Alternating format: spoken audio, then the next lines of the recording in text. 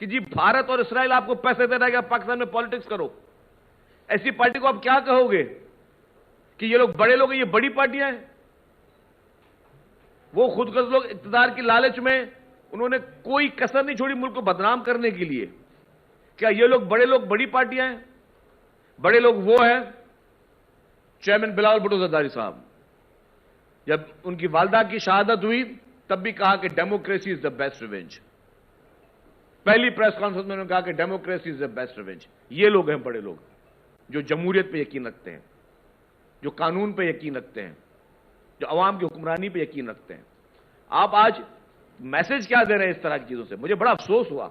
मैं कह रहा हूं, बहुत ही काबिल एहतराम सब लोग हैं, बहुत ही काबिल एहतराम है, सबके लिए एहतराम है, लेकिन इस तरीके से चीजों को से मैं समझता हूं कि उसके असरात अच्छे नहीं होते, ठीक नहीं होते। लोगों तक वो मैसेज जो वो बुरा जाता है कि पाकिस्तान की हिस्ट्री में सब चीजें सामने होनी चाहिए।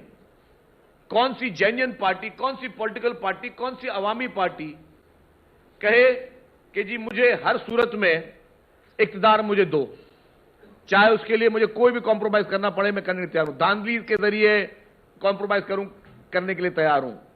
क्या लोग 2018 को भूल गए कि जहाज भर भर के जिस तरह लोटे बनाए जाते थे, लोटे खरीदे जाते थे? क्या लोगों को इल्म नहीं है 2018 में क्या हुआ?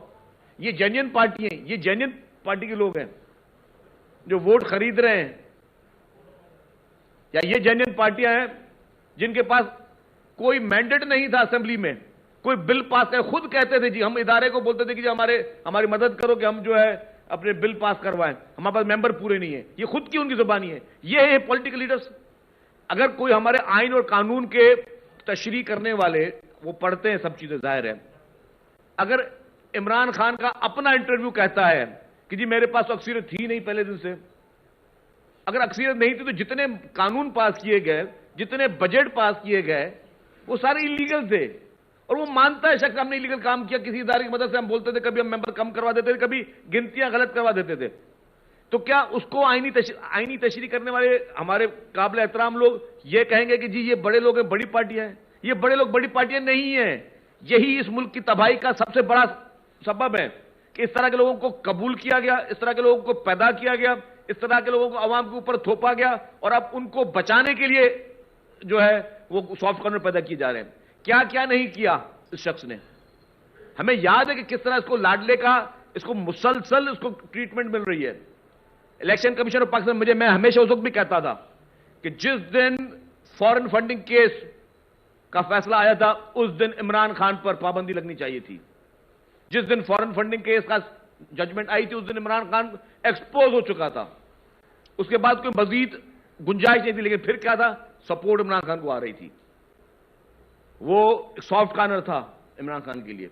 जिस दिन इमरान खान ने 9 मई जैसा होलनाक वाकया किया, दूसरे दिन बंदयाल साहब की कोर्ट में मर्सिडीज में गया, उस मर्सिडीज में बंदयाल साहब के पास कहा गया गुड टू सी यू, आप मुजम्मत कर लीजिएगा।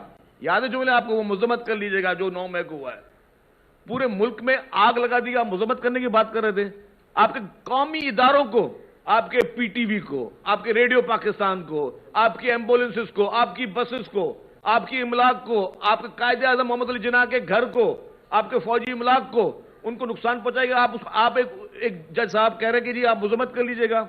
क्या ये कानून, ये नौजवान को हम देखे जा रहे हैं कि जी ठीक है, आज उसकी एक हवा चल रही है, नौजवानों को गलत तरीके से सोशल मीडिया के जरिए एक पैगाम पहुंचाया जा रहा है, मनफी उनको नेगेटिविटी पैदा की जा रही है।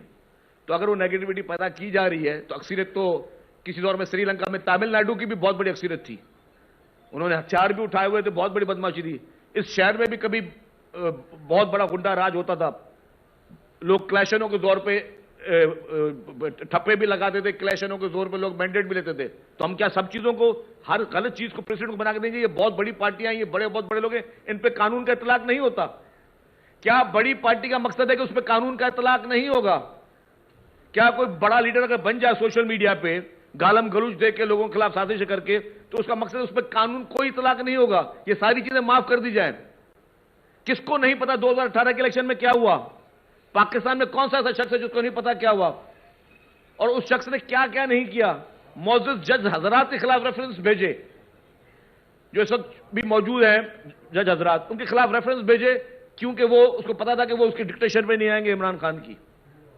मीडिया का आवाज बंद करने के लिए कौन कौन से बिल नेशनल असेंबली में नहीं लेके आए ये लोग, कौन कौन से रेफरेंसेस नहीं लेकर आए नेशनल असेंबली में ये लोग, जिन्होंने कानून की धज्जियां उड़ाई। उन लोगों को हम आज ये पेश कर रहे हैं लोगों के सामने कि ये बड़े लोग हैं, ये बड़ी पार्टियां हैं, ये बड़ी अख्तियार वाली पार्टियां हैं। तो ये हम हाथ से कहीं पे कोई गलत प्रेसिडेंट ना क्रिएट कर रहे हो।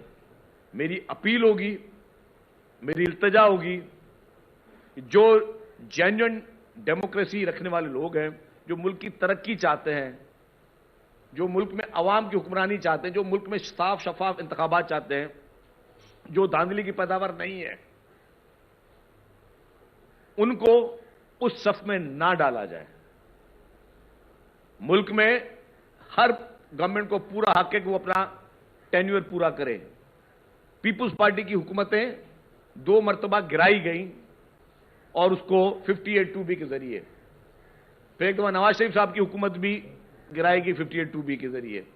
नवाज शरीफ साहब की हुकूमत जब गिरी तो उनकी हुकूमत बहाल हो गई, पीपुल्स पार्टी की हुकूमतें गिरी तो वो बहाल नहीं हुई। शहीद मोहतरमा बेनजीर भुट्टो साहबा ने कहा कि हां, हमें नजर आ रहा है कि फर्क है वजीर आजम में,